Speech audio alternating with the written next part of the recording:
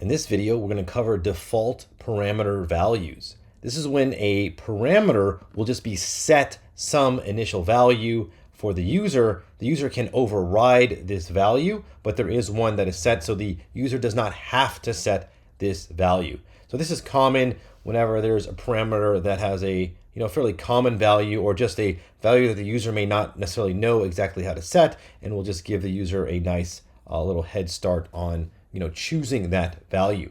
All right, so the way it's done is that you assign a default value for the parameter in the function signature using an assignment statement, so a single equal sign.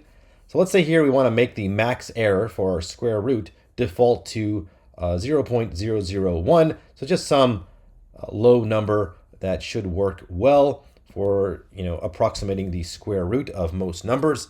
So here I've defined the same function. I've just copied and pasted it. I've called it square root 2, and the way to do a default value is like this. So when you're defining the function in the function signature, so up here we will just give it the value that we want.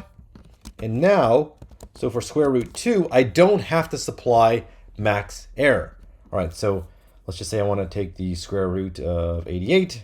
I'm going to start off with a guess of 5. I no longer have to supply the max error, and I'm glad I got an error because I used the original square root and not square root of 2. So let's go down here and say square root of 2, 88 comma 5, and you will see that it does work. So it just uses this as the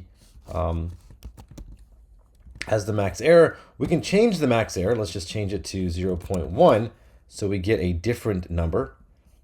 So you can see that this one gets a lower error than this one, because here we're saying, oh, only go to 0.1. So that's how you can do that. Now you could set all of them for initial values. Maybe we could just have a generic guess of 10 for all of these as the guess.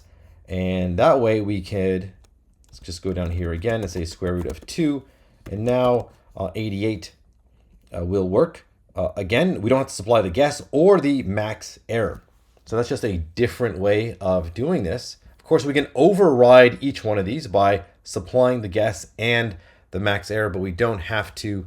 If we don't want to. We can supply the guess over here, so we can override the guess.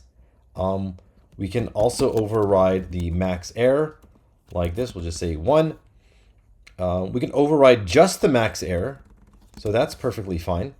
We don't even have to give the guess. It'll just use 10. So we can either allow both of them to be set for us, one of them, or none of them. But we do have to supply num that has no default value. All right, so that is how default value parameters work and how to set them.